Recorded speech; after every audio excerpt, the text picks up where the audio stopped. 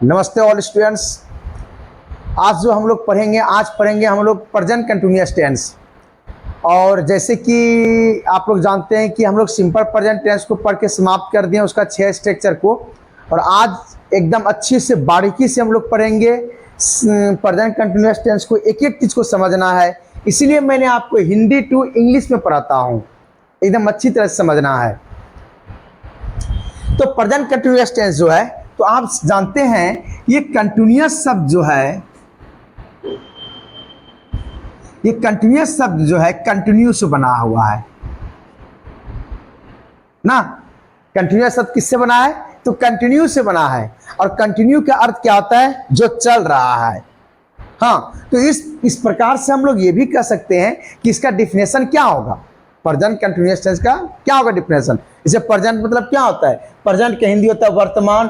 Continuous शब्द किससे बना? कंटिन्यू से। वर्ब है, वर्ब से बना है ये शब्द कंटिन्यूअस, जिसका अर्थ होता है चल रहा है। टेंस मतलब काल, लेकिन जो काम वर्तमान समय में चल रहा हो उसे हम लोग क्या कहेंगे? प्रेजेंट कंटिन्यूअस टेंस कहेंगे।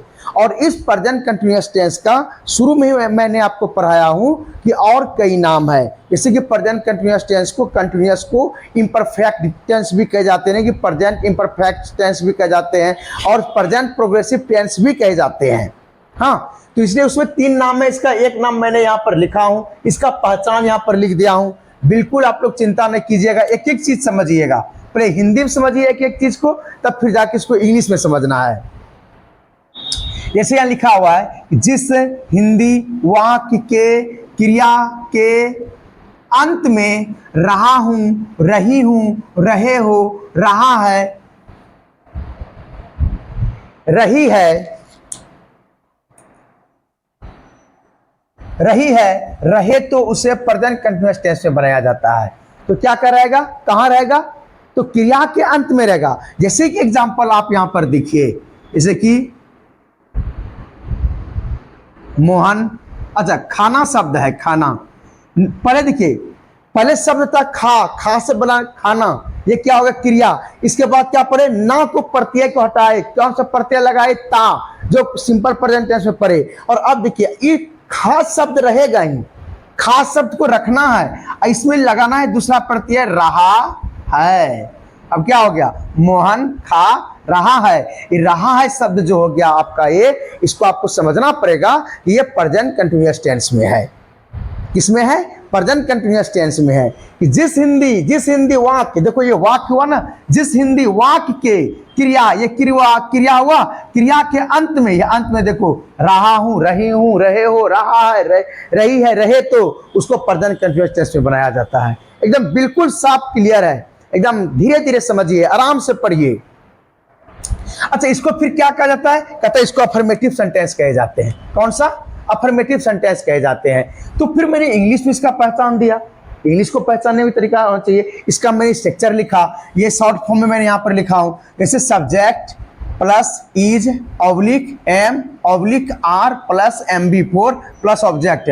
और MB4 का अर्थ आप लोग जानते हैं कि भी में ING होना चाहिए, लेकिन भी मीन्स वर्ब, वर्ब में ING का प्रयोग होना चाहिए। लेकिन जहां एक्शन जारी हो वह वर्ब में ING का प्रयोग होना ही होना चाहिए।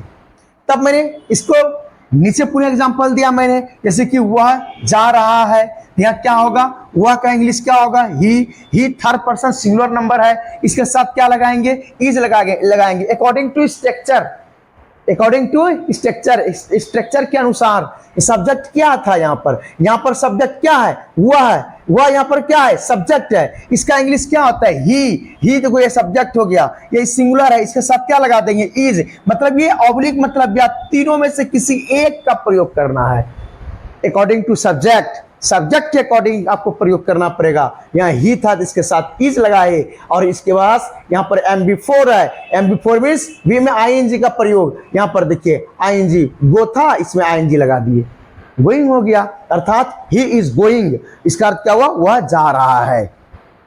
नेक्स्ट एग्जांपल मैंने दिया यहाँ पर कि श्याम पढ़ रहा है, तो श्याम का श्याम हुआ, पुनः ये थर्ड पर्सन है, इसके साथ इज लगाएंगे। पढ़ना का इंग्लिश क्या होता है? रीड होता है, इसमें ING लगा देंगे, रीडिंग हो गया, अर्थात श्याम इज रीडिंग, श्याम पढ़ रहा है। नेक्स्ट एग्जांपल, तुम उसे पीट रहे हो।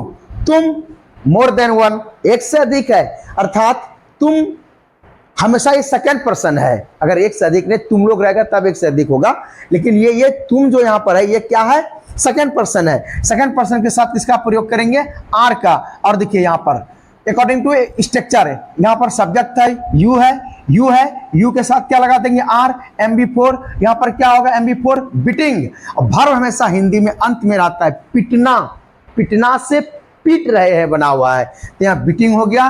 किसको पीट रहा है तो उसे का इंग्लिश ऑब्जेक्टिव केस क्या होगा, तो यहाँ पर हिम हो जाती है।